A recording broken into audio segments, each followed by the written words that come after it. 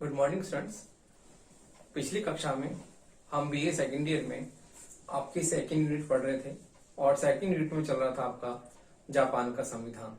तो हमने पिछली कक्षा में जापान के संविधान के बारे में आपको जो है उसमें प्रमुख विशेषताएं बताई थी और उसके साथ ही लास्ट क्लास में आपको जापान के सम्राट की जो है सैद्धांतिक स्थिति के बारे में बताया था। तो देखिए, जापान के सम्राट की हमने पिछली कक्षा में सैद्धांतिक स्थिति को स्पष्ट रूप से समझा था कि किस प्रकार जापान के नए संविधान के अंतर्गत हम जापान के सम्राट को सिद्धांततः हम उसकी शक्तियों को केवल औपचारिक रूप से ही मानते हैं और व्यवहारिक रूप में हम देखते हैं कि उसकी शक्तियां शून्य की भांति हैं। तो इस प्रकार नए संविधान ने सम्राट की शक्तियों को केवल औपचारिक बना दिया है, जिस प्रकार पूर्ववर्ती संविधान में हम देखते हैं। मेiji संविधान में जो जापान के संविधान में सम्राट की शक्तियां असीमित थी, अमर्यादित थी, अनियंत्रित थी, लेकिन नए संविधान शोवा संविधान के द्वारा जो है जापान के संविधान की शक्तियों को सीमित और मर्यादित किया गया है। इसी कारण से हमने जापान के संविधान के प्रमुख विशेषताओं में ये स्पष्ट रूप से समझा था कि वहां पर सीमित और संवैधानिक राजतंत्र वर्तमान में स्थापित है, जो कि वहां के संविधान की एक प्रमुख विशेषता है।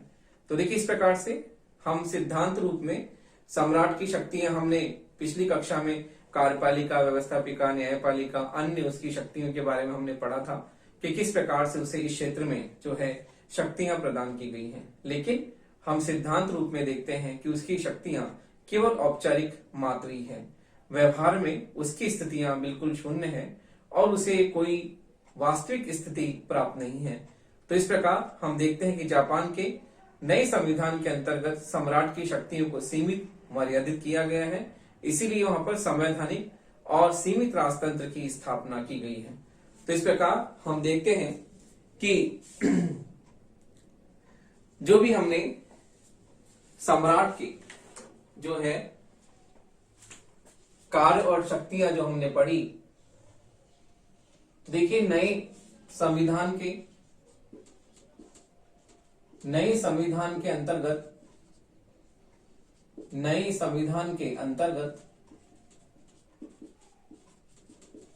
जापानी सम्राट को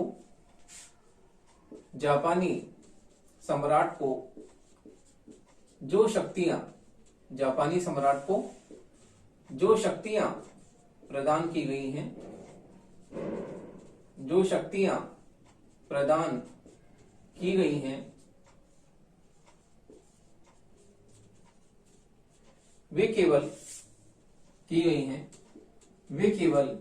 प्रदान की गई हैं, वे केवल मात्र औपचारिक हैं। नए संविधान के अंतर्गत जापानी सम्राट को जो शक्तियां प्रदान की गई हैं, वे केवल मात्र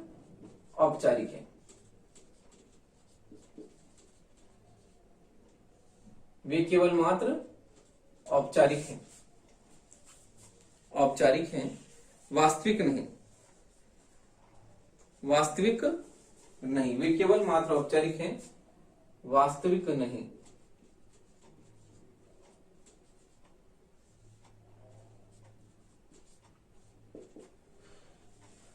तो देखिए, जापानी सम्राट को जो शक्तियां संविधान में प्रदान की गई हैं, वे केवल औपचारिक हैं, वास्तविक नहीं। तो देखिए, हम देखते हैं कि संविधान जो है, संविधान से स्पष्ट होता है कि सम्राट, तो देखिए इस प्रकार संविधान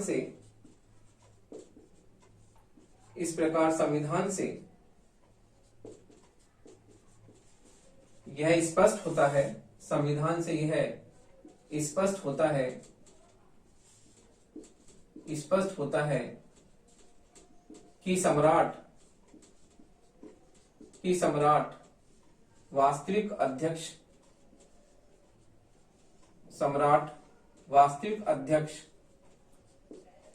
नहीं है। सम्राट वास्तविक अध्यक्ष नहीं है, अपितु वह नाममात्र का अपितु वह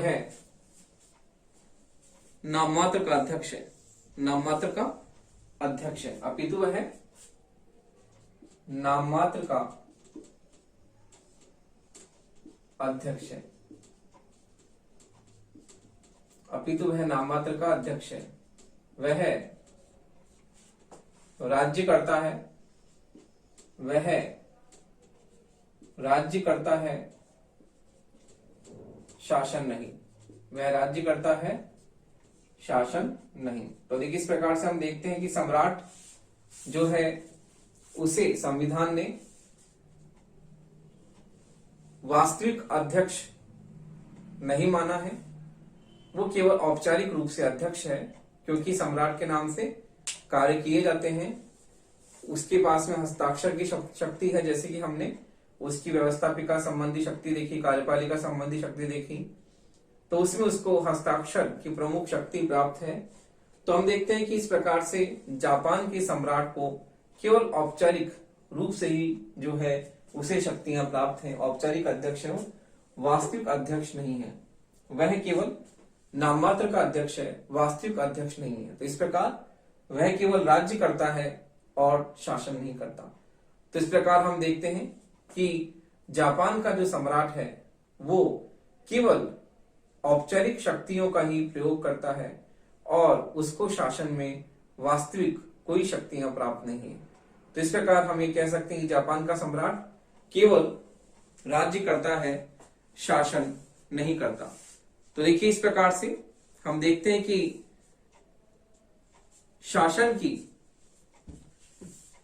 तो देखिए हमने सिद्धांत के रूप में उसकी शक्ति देखी, और देखिए हम ये देखते हैं कि शासन की वास्तविक शक्तियां मंत्रिमंडल में निहित है। तो देखिए शासन की वास्तविक शक्ति, शासन की वास्तविक शक्ति, शासन की वास्तविक शक्ति मंत्रिमंडल में,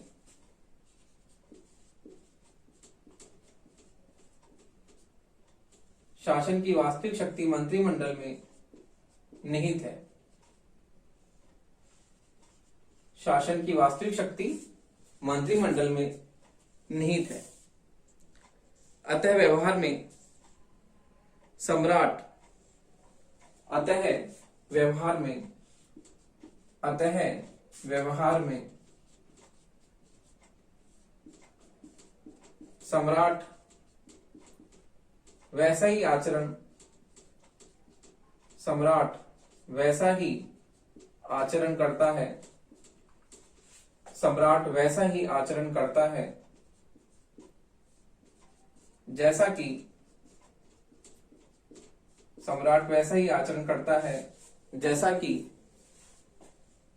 मंत्रिमंडल चाहता है, जैसा कि मंत्रिमंडल चाहता है, जैसा कि मंत्रिमंडल चाहता है। तो देखिए इस प्रकार ये स्पष्ट होता है कि जापान के सम्राट को सिद्धांत है जो शक्तियां प्राप्त है, उनके आधार पर हम ये कह सकते हैं कि जापान के सम्राट को केवल औपचारिक और नाममात्र की शक्तियां प्राप्त है, वास्तविक शक्तियां उसे प्राप्त नहीं है। वास्तविक शक्तियां मंत्रिमंडल में निहित होती हैं और सम्राट को उसी अनुरूप कार्य करना पड़ता है जैसा कि मंत्रिमंडल चाहता है। तो इस प्रकार से जापान के सम्राट को हम व्यवहार में देखते हैं कि उसे जो है वास्तविक शक्तियां प्राप्त नहीं है, और इस आधार पर ही हम ये कहते हैं कि जापान का सम्राट राज्य करता है, शासन नहीं करता। तो देखिए अब हम जापान के सम्राट की जो उसकी व्यवहारिक स्थिति है, तो देखिए हम देखते हैं कि व्यवहारिक दृष्टि से सम्राट की शक्तियां एवं स्थिति किस प्रकार से है। तो देखिए व्यवहारिक दृष्टि से सम्राट की शक्तियां एवं स्थिति,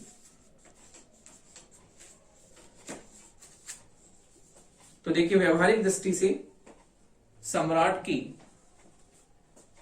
शक्तियां एवं स्थिति क्या है, तो हम उसके बारे में चर्चा करते हैं।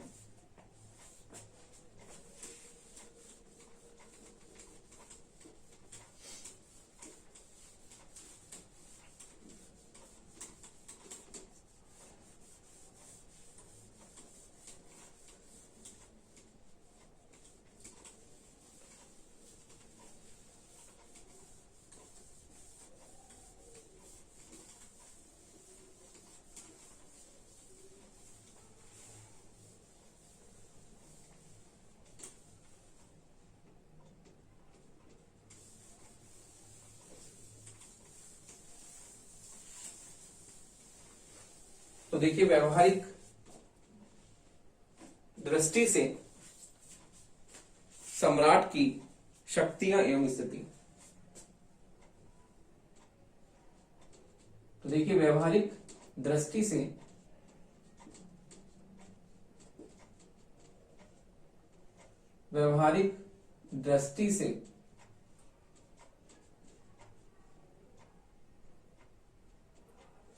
सम्राट की शक्तियां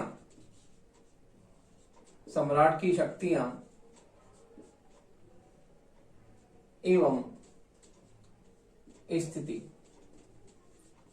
सम्राट की शक्तियां एवं स्थिति। तो देखिए व्यवहारिक दृष्टि से जिस प्रकार से हमने सैद्धांतिक रूप से पिछली कक्षा में सम्राट की शक्ति एवं कार्य उसकी स्थिति पढ़ी थी, अब हम पढ़ते हैं सम्राट की व्यवहारिक दृष्टि से उसकी क्या स्थिति है। जापानी संविधान में नए संविधान के अंतर्गत जापानी सम्राट को व्यवहारिक रूप से क्या शक्तियां और स्थितियां दी गई हैं, उसके बारे में हम चर्चा करते हैं कि व्यवहारिक दृष्टि से सम्राट की राजनीतिक शक्ति एवं स्थिति। तो देखिए व्यवहारिक दृष्टि से सम्राट की राजनीतिक शक्ति व्यवहारिक दृष्टि से सम्राट की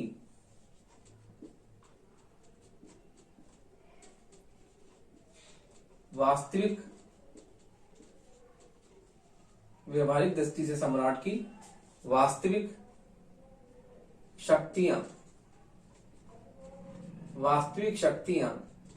एवं स्थिति उसी प्रकार से है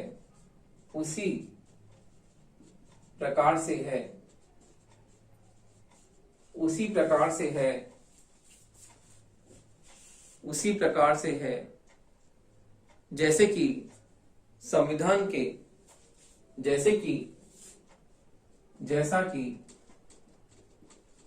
संविधान के कानून द्वारा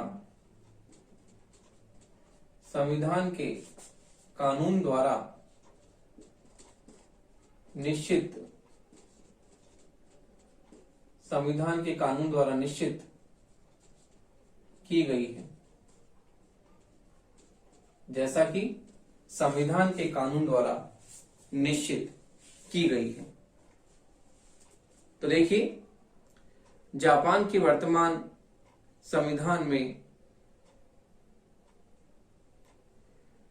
हम देखते हैं कि वर्तमान संविधान का जो निर्माण 1947 में वहां पर किया गया और जापान के संविधान में हम देखते हैं कि वर्तमान में जापान के संविधान में जो स्थितियां और शक्तियां सम्राट को प्रदान की गई हैं, तो हम उसके बारे में जब चर्चा करते हैं तो देखते हैं कि जापान के संविधान ने सम्राट को जो शक्तियां दी गई हैं उसी प्रकार से है जिस प्रकार से कानून ने निश्चित की गई हैं। तो हम देखते हैं कि व्यवहारिक दृष्टि से सम्राट को वही वास्तविक स्थिति और शक्तियां प्राप्त हैं जो वहां संविधान के कानून द्वारा निश्चित की गई हैं। तो देखिए हम देखते हैं कि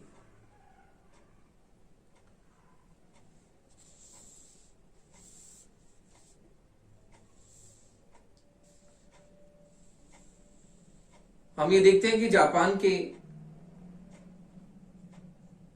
सम्राट जो है व्यवहार में उसकी स्थिति वैसी है जैसे कि संविधान के कानून द्वारा तय की गई है। तो देखिए इस प्रकार हम देखते हैं कि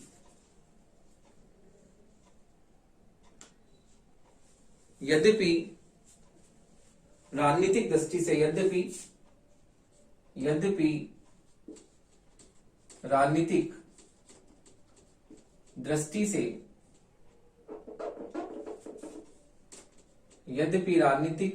दृष्टि से सम्राट की, यद्यपि राजनीतिक दृष्टि से सम्राट की सैद्धांतिक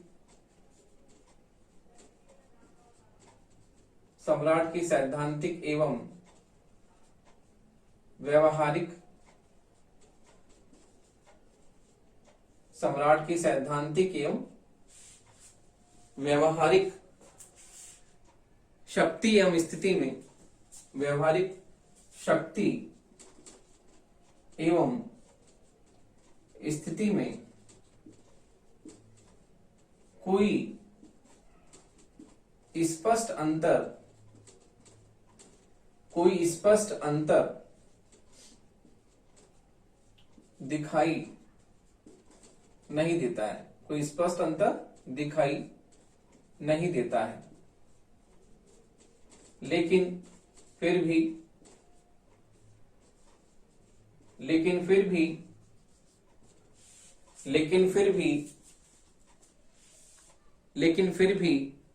सामाजिक एवं भावनात्मक स्तर पर,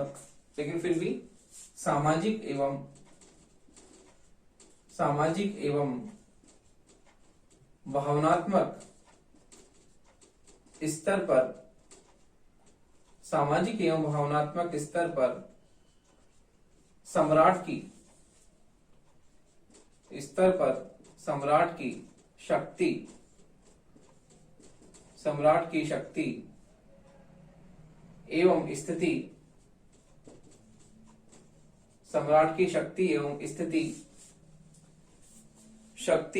स्थिति के बारे में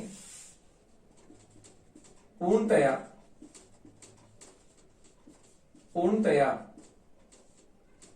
ऐसा नहीं कहा जा सकता, पूर्णतया ऐसा नहीं कहा जा सकता, पूर्णतया ऐसा नहीं कहा जा सकता।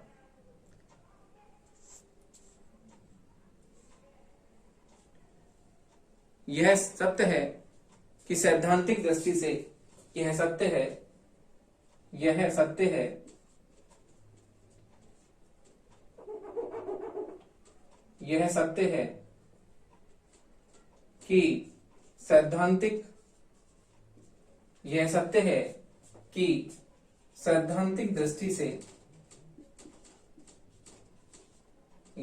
है कि सैद्धांतिक दृष्टि से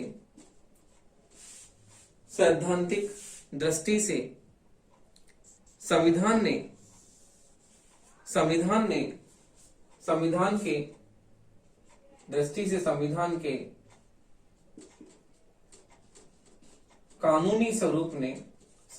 के कानूनी स्वरूप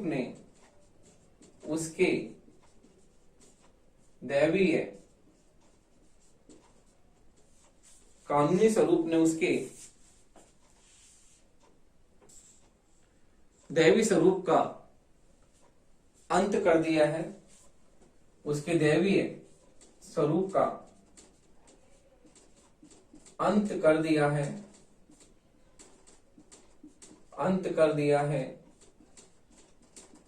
और सम्राट के पद का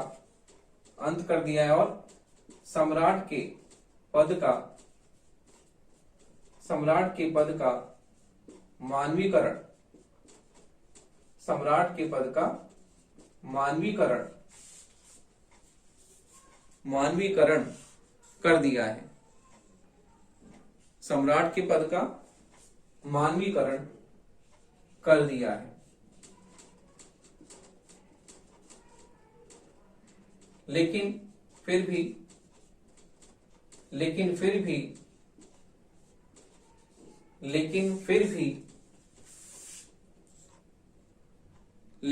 भी व्यावहारिक दृष्टि से सामाजिक एवं भावना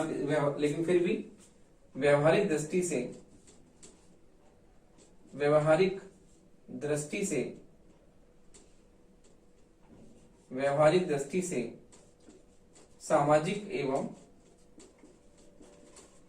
व्यवहारिक दृष्टि से सामाजिक एवं भावनात्मक स्तर पर सामाजिक एवं भावनात्मक स्तर पर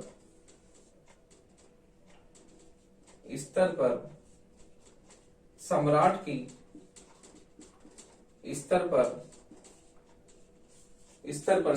की स्थिति आज भी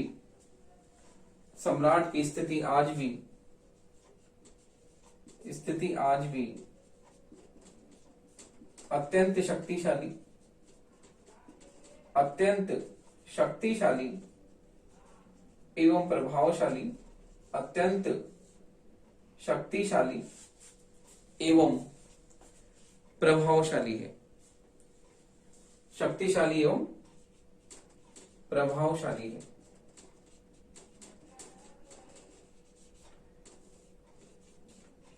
प्रभावशाली है।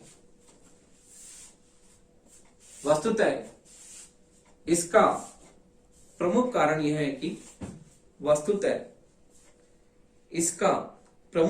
यह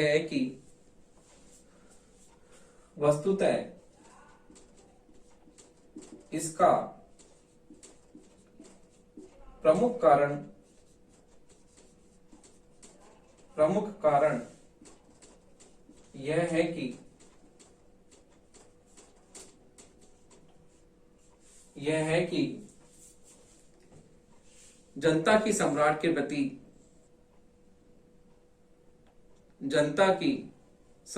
प्रति भक्ति एवं निष्ठा, यह है कि जनता की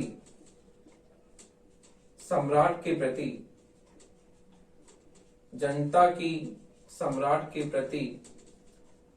भक्ति एवं निष्ठा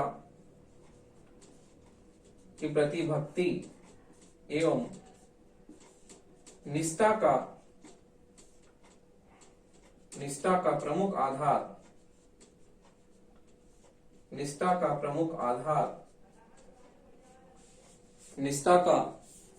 प्रमुख आधार कानून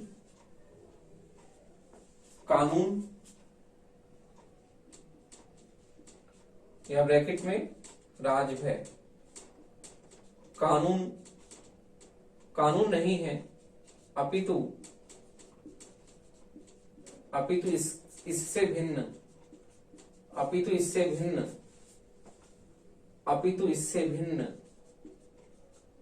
उसके कई प्रमुख आधार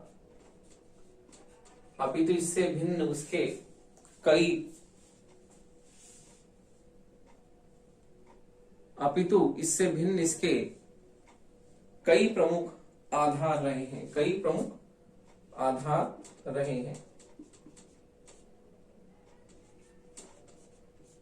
तो देखिए, इस प्रकार से हम देखते हैं कि जापान की सम्राट की जो व्यवहारिक स्थिति है, उस व्यवहारिक स्थिति और सैद्धांतिक स्थिति में हमें कोई स्पष्ट अंतर नहीं दृष्टिगत होता, लेकिन फिर भी हम देखते हैं कि सामाजिक एवं भावनात्मक स्तर पर सम्राट की शक्ति एवं स्थिति के बारे में हम ऐसा नहीं कह सकते।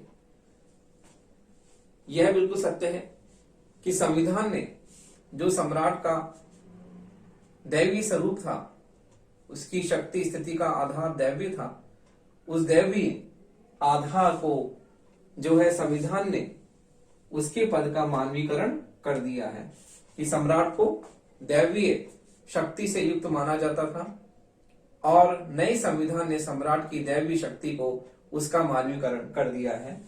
इस प्रकार से व्यवहारिक दृष्टि से जो है सामाजिक एवं भावनात्मक स्तर पर सम्राट की शक्ति और स्थिति में आज भी जो है अत्यंत उसका पद शक्तिशाली एवं प्रभावशाली माना जाता है।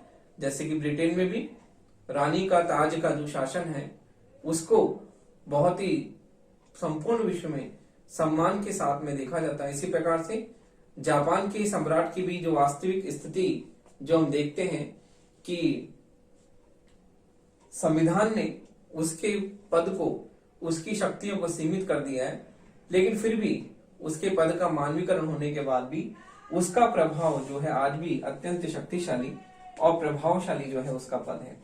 तो हम देखते हैं कि सम्राट के प्रति भक्ति एवं निष्ठा, जो जनता की सम्राट के प्रति भक्ति निष्ठा है वो कानून के आधार पर नहीं है, कोई राजकीय भय के कारण नहीं है कि सम्राट का लोग आदर नहीं करेंगे, उसका सम्मान नहीं करेंगे तो उन्हें जो है कानून के द्वारा दंड दिया जाएगा, ऐसा नहीं है। क्योंकि आज लोकतांत्रिक स्थिति है, आज सभी जगह हमें लोकतांत्रिक शासन व्यवस्था देखने को मिलती है। तो इस प्रकार से हम देखते हैं कि सम्राट के प्रति जो जनता की भक्ति निष्ठा है वो किसी भय के कारण नहीं है, अपितु तो उसके भी कई अन्य नैतिक प्रमुख आधार रहे हैं जिसके आधार पर जनता उसका जो है बहुत ही सम्मान करती है। तो इस प्रकार हम देखते हैं कि जापान के जो है सामाजिक जीवन में हम देखते हैं कि सम्राट के प्रति जो अगाध आस्था है वो अगाध आस्था किस प्रकार से जो है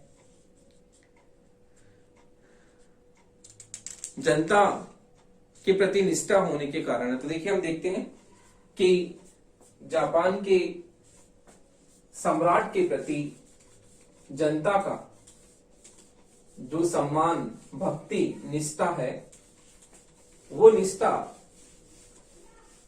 अपने नैतिक गुणों से युक्त होने के कारण लोग उसके पद को प्रभावशाली मानते हैं और इसी कारण से उसके पद को सर्वोच्च मानते हुए उसके प्रति जनता अगाध आस्था अगाध निष्ठा रखती है। तो देखिए इस प्रकार हम देखते हैं कि जापान के सामाजिक जीवन में, तो देखिए जापान के सामाजिक जीवन में जापान के सामाजिक जीवन में जापान के सामाजिक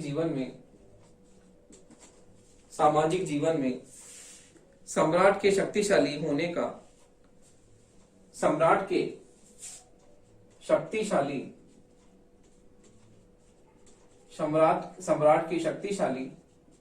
एवं प्रभावशाली होने का प्रमुख कारण यह है, होने का प्रमुख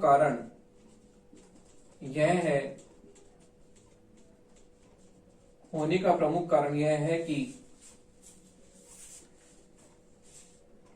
जापानी जनता सामाजिक एवं भावनात्मक स्तर की, यह है कि जापानी जनता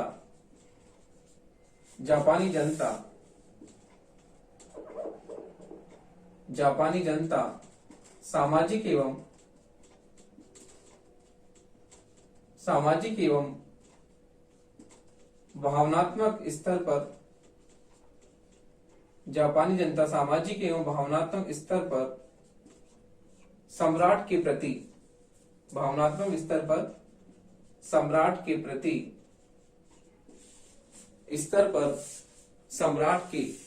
प्रति अगाध भक्ति श्रद्धा, सम्राट के प्रति अगाध भक्ति श्रद्धा एवं निष्ठा रखती है, इस प्रकार से हम देखते हैं कि जापान के